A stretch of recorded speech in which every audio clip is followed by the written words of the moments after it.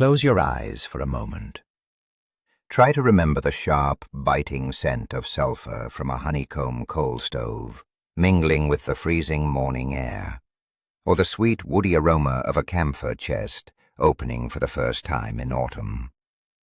Can you feel the heavy, comforting weight of a thick, hand-knitted cotton jacket on your small shoulders? Today we are traveling back in time to the 1960s, 70s, and 80s to explore 20 forgotten Chinese winter rituals that we have lost forever. These were the days when winter was a formidable force, and our traditions were the warm fires that kept us going. We will journey through the cherished memories of frozen treats and bustling courtyards, leading up to a time when a simple crackling sound in the dark brought entire neighborhoods together. Let us step back into the snow. In those days, time seemed to flow at a much slower, gentler pace. Winter was not an inconvenience to be hurried through. It was a season that demanded our full attention, preparation, and respect. We did not have the luxury of instant heating at the push of a button, or fresh summer fruits delivered to our doorsteps in December. Because of this, every comfort had to be earned, making the warmth we created together infinitely more precious. There is a common misconception today that because we had fewer material possessions and lacked modern technology, our lives were somehow poorer or emotionally empty.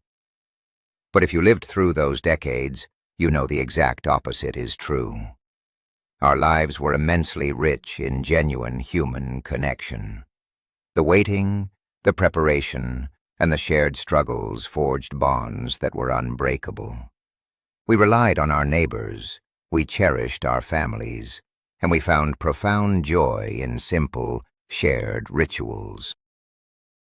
The cold outside only amplified the immense beating warmth of our communities. We were not poor in spirit. Our hearts were incredibly full. Close your eyes and try to recall the crisp, biting wind of a winter morning in the 1960s. Do you remember the sight of hundreds of heads of Chinese cabbage stacked like small green and white mountains against the brick walls of the courtyard? In those days, before modern refrigerators and supermarkets with endless aisles, preparing for winter meant buying cabbage, or dabai chai, by the hundreds of pounds. It was a communal ritual that signaled the true beginning of the cold season. Families would load up their wooden carts, the wheels creaking under the massive weight, and carefully transport the precious harvest home. Every spare corner, from the narrow balconies to the winding alleyways of the hutongs, was claimed by these cabbages. We would lay them out in the sun to dry the outer leaves, turning them gently so they would not rot. The distinct, slightly earthy scent of drying cabbage filled the neighborhood air, blending with the smoke from the coal stoves. It was not just about securing food for the long, freezing months. It was a testament to our resilience and foresight. Caring for the cabbage became a daily chore, wrapping them in old newspapers or heavy blankets when the frost grew too harsh. When you finally boiled those sweet, tender leaves in a simple broth, it tasted like survival, like home, and like the warmth of family huddled together against the winter chill. That simple vegetable was our lifeline, a green promise during the grayest days of the year. Do you remember the sharp, sweet crunch of tanghulu on a freezing afternoon?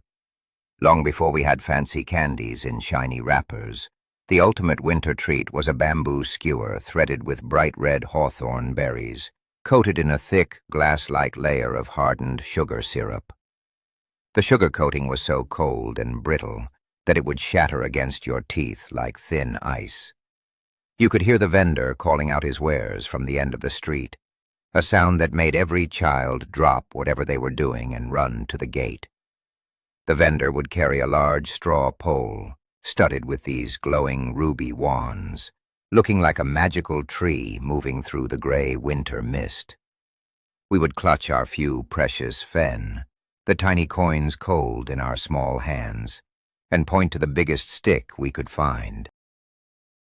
The contrast between the freezing, crackling sugar and the soft, sour tartness of the hawthorn berry inside was a culinary masterpiece born of simplicity. The red juice would stain our lips as we ate, our breath pluming in the icy air. We did not eat them quickly. We savored every single bite, making the experience last as long as possible. The tanghulu was more than just a sweet treat. It was a burst of vibrant color and joy in the middle of a harsh, monochrome winter. A small luxury that brought an immeasurable amount of happiness to our simple childhood days. Let us turn our minds to the heart of the home during those bitter months, the honeycomb coal stove.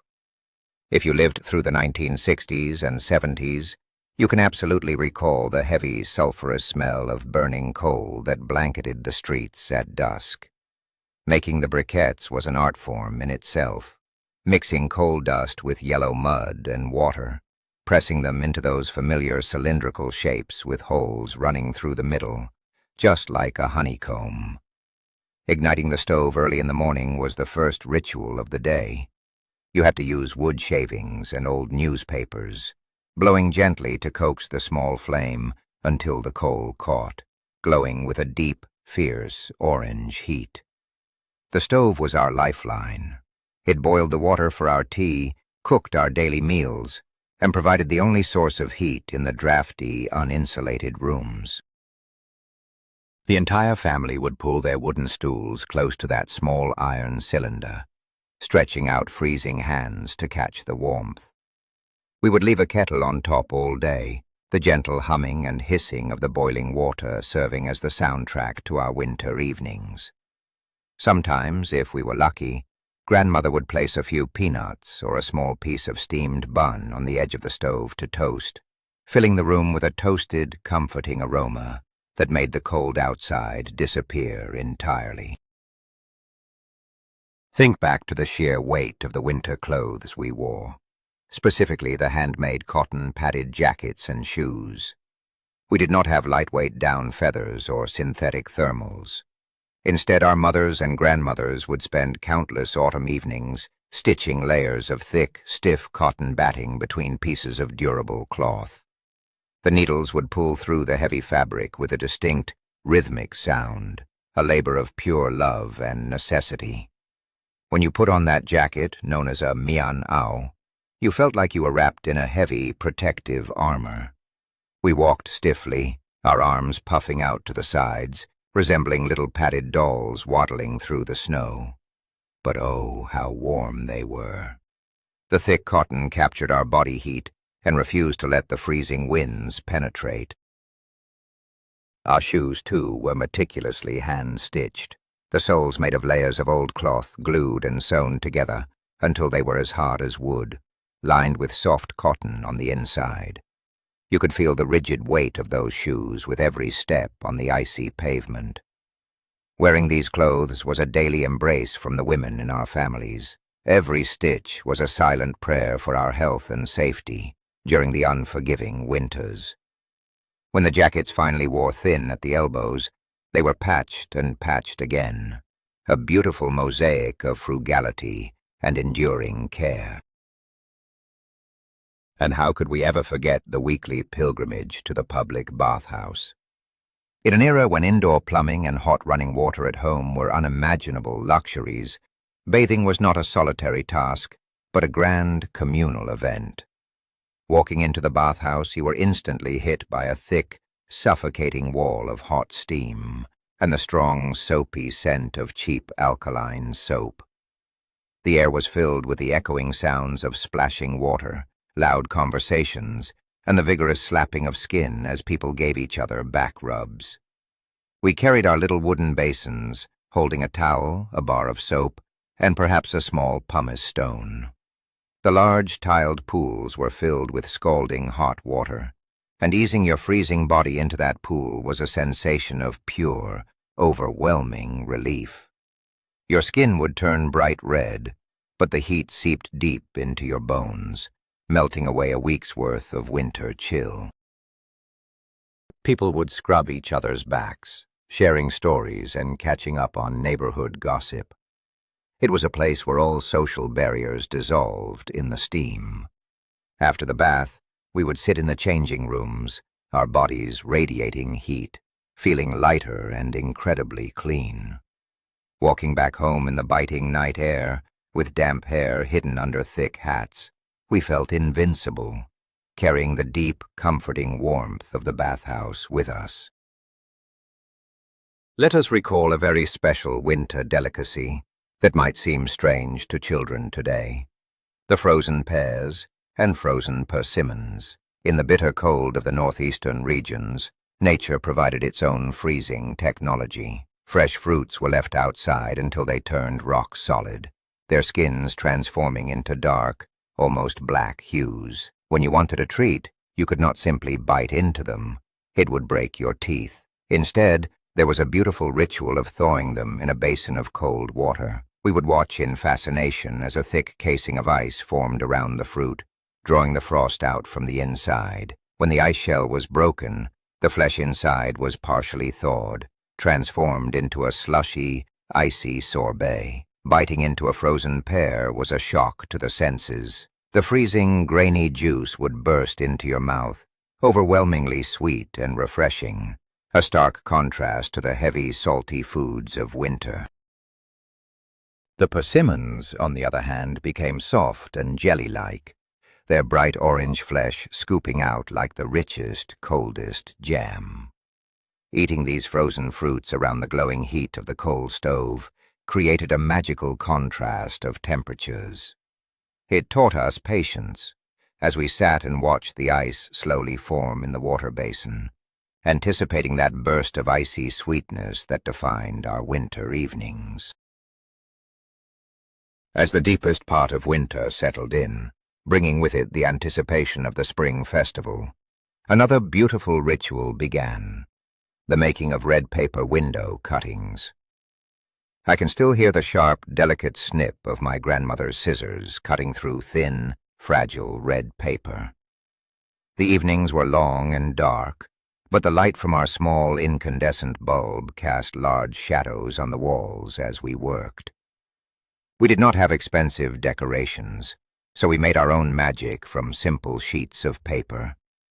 Grandmother's hands, though calloused and worn from a lifetime of hard work, moved with astonishing grace and precision, turning a folded square into intricate patterns of blooming plum blossoms, leaping carp, or the character for fortune.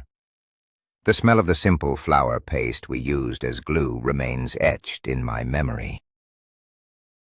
We would carefully wipe the cold, frosted glass of our wooden window frames and press the delicate red paper against the panes. Against the stark white backdrop of the snowy world outside, those vibrant red silhouettes stood out like beacons of hope and warmth. They were not just decorations, they were vibrant prayers for a prosperous new year, an act of creation that brought color and life into the drabness of winter. Watching the snow fall behind those red paper flowers remains one of the most beautiful sights of my childhood. Think back to the frozen lakes and rivers, transformed into vast, slippery playgrounds. We did not have fancy, factory-made ice skates with shining blades. Instead, we relied on human ingenuity and the scraps we could find to build our own ice sleds. A piece of heavy wooden board, 2 thick metal wires or old iron blades strapped to the bottom, and 2 wooden sticks with long nails driven into the ends for pushing. That was all it took to achieve the sensation of flying. You would sit cross-legged on the wooden board, the cold seeping through your thick cotton trousers, and dig those iron-tipped sticks into the ice, propelling yourself forward with all your might. The sound of metal scraping against the hard, uneven ice echoed across the frozen lakes, mingling with the shouts and laughter of dozens of children. Our noses and cheeks would turn bright cherry red from the biting wind, our breath puffing out like steam engines. But we never felt the cold. We raced each other, slipping and tumbling onto the hard ice, only to scramble back up, laughing hysterically. Those crude wooden sleds gave us a sense of ultimate freedom. Out there on the frozen expanse, under the pale winter sun, we were masters of our own icy domain, proving that true joy did not require money, only a bit of snow, some wood, and wild imagination. Another unforgettable sight from the winters of the 1960s and 70s was the great green onion hoarding. Just like the cabbage, the long, thick stalks of green onions were an absolute necessity for surviving the winter cuisine. I remember walking down the alleyways and seeing massive bundles of green onions leaning against the walls, standing tall like little green and white soldiers standing guard at every doorway. The smell was sharp, pungent, and unmistakable, lingering in the cold air. Families would buy them by the dozens of pounds. We would lay them out on the rooftops or balconies, letting the cold air dry their outer layers to preserve the juicy, spicy core inside. Whenever Mother cooked a meal, she would step out into the freezing cold, break off a section of the frozen onion, and bring it inside. As soon as that onion hit the hot oil in the wok, a magnificent, savory aroma would explode through the small house, instantly making your mouth water. That smell meant dinner was ready. It meant warmth and comfort were imminent. The green onion was the soul of our winter cooking, flavoring our simple noodle soups and steamed buns. The ritual of buying, drying, and rationing those onions was a shared rhythm of life, a collective acknowledgement that we were all preparing to face the long winter together. Let us recall a superstition that dictated our actions as winter deepened: the mandatory haircut before the Lunar New Year. If you grew up in those times, you remember the absolute panic of trying to get to the barber shop in the final days of the 12th lunar month. The rule was strict and universally understood. You must not cut your hair during the first month of the new year, because doing so was said to bring terrible luck, or even death, to your mother's brothers. The local barber shops, with their squeaky leather chairs and the heavy smell of talcum powder and shaving soap, were packed to the brim. You would sit for hours in the waiting area, watching the barber's scissors flash and listening to the rhythmic clicking of the manual hair clippers. The air was thick with the scent of cheap hair oil and the smoke from the adults' cigarettes. Getting that final trim felt like shedding the old year's burdens, emerging with a neat, fresh look ready to welcome good fortune. The streets were filled with people sporting identical, freshly chopped hairstyles. It was a beautiful, collective adherence to tradition. We did not question it. We respected the old ways. That hurried winter haircut was an act of familial love and respect, a way of honoring our elders while participating in a shared cultural rhythm. Do you remember the sharp, vinegary tang in the air when it was time to prepare the laba garlic? On the 8th day of the 12th lunar month, every household engaged in this magical culinary alchemy.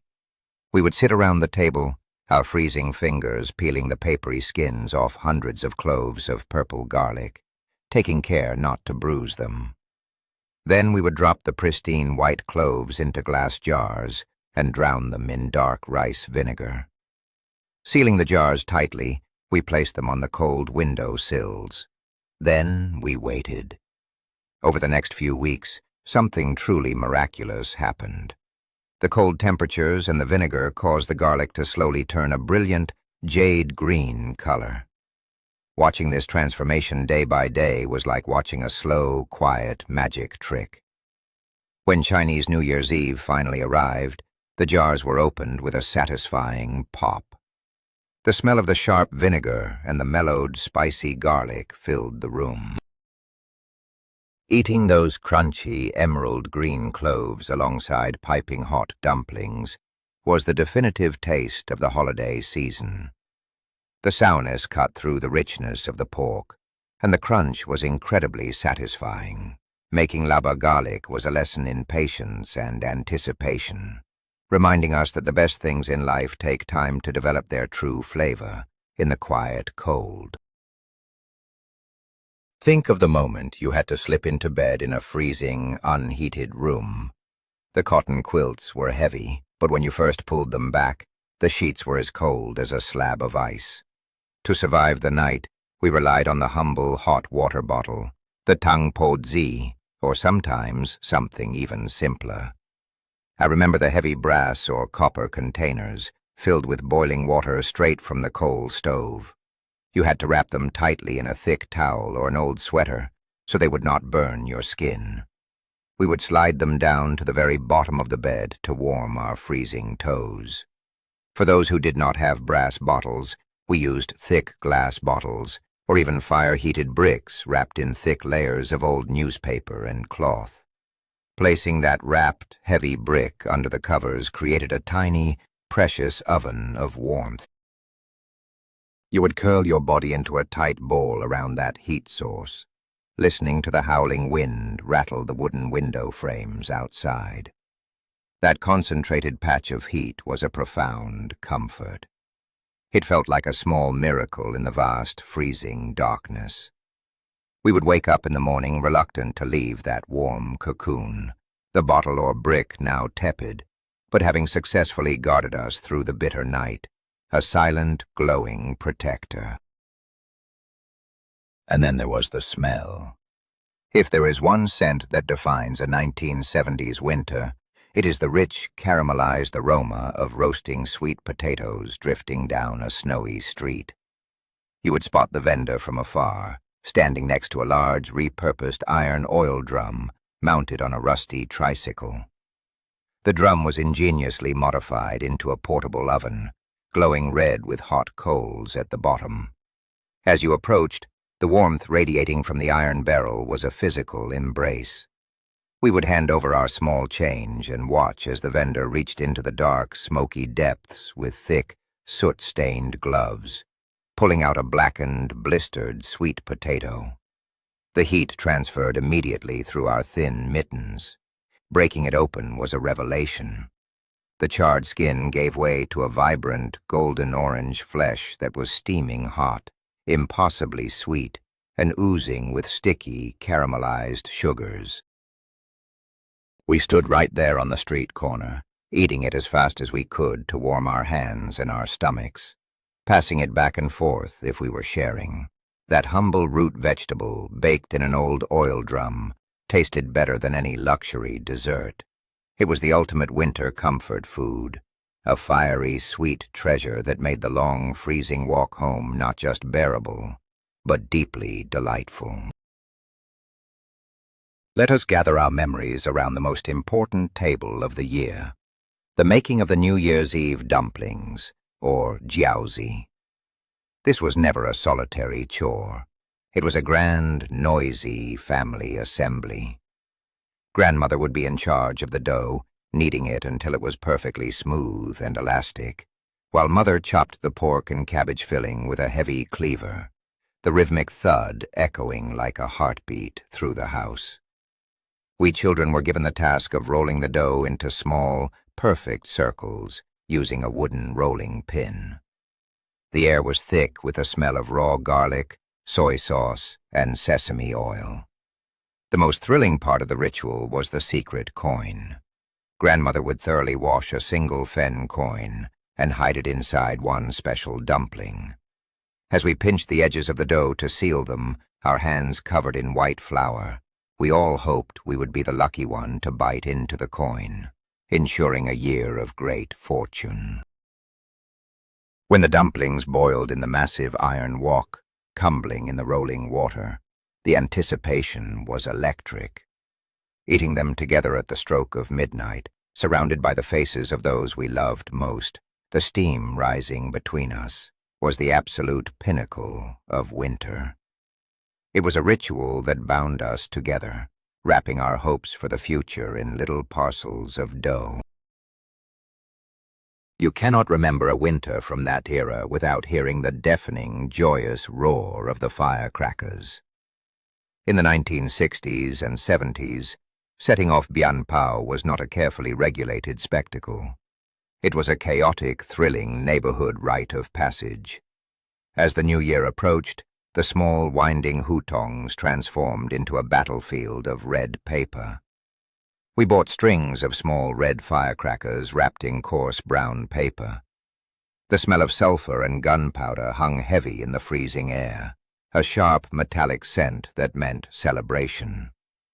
Older brothers would daringly hold the string by the very tip, lighting the fuse with the glowing end of a stick of incense, before tossing it into the snowy courtyard. The rapid-fire explosions echoed violently against the brick walls, meant to scare away the mythical Nian monster, but mostly just thrilling the children. We would cover our ears, our eyes squeezed shut, feeling the shock waves rattle our chests. When the smoke finally cleared, the stark white snow was blanketed in a thick layer of shredded red paper, looking like a carpet of fallen rose petals. We would scour the red debris to find the unexploded ones, breaking them in half to light the powder directly. That explosive noise was the pulse of our youth, loud, vibrant, and unapologetically alive. Think of the simple toys that occupied our endless winter afternoons, like the heavy wooden spinning tops. When the ground froze solid, turning the dirt paths into hard, slick surfaces, the tops came out. They were called dala, usually hand-carved from a dense piece of wood by a father or grandfather, with a smooth steel ball bearing pressed into the bottom point. We carried small whips made from a wooden stick and a strip of old cloth or leather. The ritual required skill and force. You wound the string tightly around the wooden cone, set it on the ice, and pulled with a sharp, forceful yank. As the top spun, humming a low, vibrating tone against the ice, you had to whip it rhythmically to keep it going. The sharp crack of the whips hitting the wooden tops echoed across the courtyards. We would hold competitions to see whose top could spin the longest, or whose top could forcefully knock another out of the arena. Our arms would ache from the exertion, our breath visible in the freezing air, but the intense focus kept us warm. It was a game of physics and persistence, a beautiful physical interaction with the frozen environment. Those simple wooden tops, kept alive by the sheer will and energy of freezing children, symbolized the robust, hardy spirit of a generation that found immense joy in the simplest of things. Let us talk about a piece of clothing that we all loved to hate, but secretly depended upon: the heavy woolen long johns, the chu-ku. Before the era of central heating and high-tech thermal fabrics, surviving a Chinese winter meant wearing layers upon layers. The innermost layer was often a thick pair of long underwear, lovingly but stubbornly knitted by grandmother using the thickest, scratchiest wool she could find. Putting them on was a daily struggle. They were bulky, they bunched up at the knees, and they made our legs itch fiercely when we sat near the warm coal stove. We would complain and try to sneak out of the house without them, but grandmother's watchful eye never missed a thing. She would pull them up high, tucking our undershirts tightly into the waistband to ensure no cold air could reach our backs. You walked stiffly, feeling like a stuffed bear. But when you stepped out into the biting, merciless northern wind, you silently thanked her. That scratchy wool was an impenetrable fortress against the cold. Over the years, those long johns became softer, worn down by countless washes and repairs, taking on the shape of our growing bodies.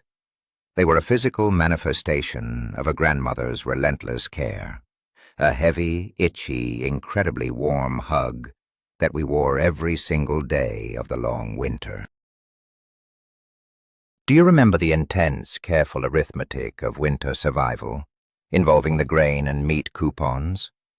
In those days, money alone could not buy a New Year's feast. You needed the liang piao and the ru piao. The distribution of these tiny, fragile slips of paper was a matter of household security. I remember Mother keeping them flat in a small tin box hidden deep inside a wooden drawer. As the winter holidays approached, the whole family would gather under the dim light bulb to count the saved coupons, planning the meals with the precision of a military campaign. The paper was thin, often worn soft at the edges from being handled so carefully. Standing in line at the state-run cooperative store in the freezing dawn was a true test of endurance. We stamped our feet to stay warm, clutching those precious coupons in our pockets. Handing over the slips to the stern clerk behind the counter, watching the butcher weigh out a small, fatty cut of pork, felt like a monumental victory. That small piece of meat, acquired through months of careful saving and standing in the bitter cold, tasted incredibly rich and divine. The coupons were a symbol of an era defined by scarcity, but also by profound gratitude. Every single grain of rice, every drop of cooking oil was accounted for, making the food we finally placed on our winter tables incredibly precious. Let us breathe in the memory of a very specific scent that announced the arrival of winter, the smell of the camphor wood chest. In every traditional home, there was a heavy, dark wooden trunk sitting quietly in the corner of the bedroom. For months it remained closed, holding the family's heavy winter quilts and padded jackets. When the first deep frost hit, Mother would unlock the brass clasp, and as she lifted the heavy wooden lid, a powerful, medicinal, intensely nostalgic aroma would flood the entire room. The scent of camphor was sharp, woody, and slightly sweet, designed to keep insects away. But to us, it was simply the perfume of winter. We would pull out the thick cotton blankets, feeling the heavy, cold fabric that had been packed away tightly since spring. The clothes smelled deeply of that wood, and when you put on your winter coat for the first time, you carried that distinct aroma out into the freezing streets. It was a smell that meant protection, signaling that the house was transitioning into its winter mode. Over the years, the scent of camphor became deeply intertwined with the feeling of safety and maternal care. Even today, a brief whiff of camphor instantly transports us back to that small room, watching Mother carefully unfold the heavy, protective layers of our childhood. Finally, let us remember how we filled the long, dark winter nights before everyone had a television in their living room. We had the neighborhood radio broadcast, or the small, crackling transistor radio sitting on the wooden table.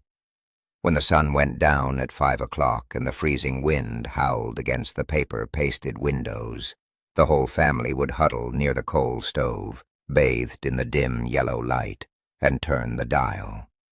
The crackle of static would suddenly give way to the warm, resonant voice of the broadcaster reading stories, playing traditional operas, or broadcasting the evening news. The sound was thin and tinny, but in the absolute silence of a winter night, it was a magical connection to the world outside. Neighbors would sometimes gather in the courtyard under a large loudspeaker, stamping their feet in the snow, listening collectively to an important broadcast. We did not have screens to stare at. We had to use our imaginations, painting vivid pictures in our minds based on the sounds coming from that little plastic box. Listening to the radio together was an act of quiet communion. We sat shoulder to shoulder, sharing the heat of the stove and the warmth of the stories, proving that even in the darkest, coldest days of the year, we were never truly isolated. The voices from the radio wove us together in the dark. As we look back at these 20 beautiful memories, a profound truth reveals itself. We do not just miss the taste of candied haws or the heat of a coal stove. What we truly mourn is the loss of that era, the feeling of our youth, and the incredibly deep connections we shared with one another. The world has grown faster, warmer, and much more convenient, but sometimes it feels a little more lonely. The rituals we left behind in the snow were the very things that kept our hearts tethered together. Thank you for taking this beautiful journey down memory lane with me. If this video brought a warm smile to your face, Please gently press the like button and subscribe to our channel for more journeys into our shared past. Now I have a question for you. What is your most vivid, cherished memory of winter from your childhood? Please, share your personal story in the comments below so we can keep these precious memories alive together.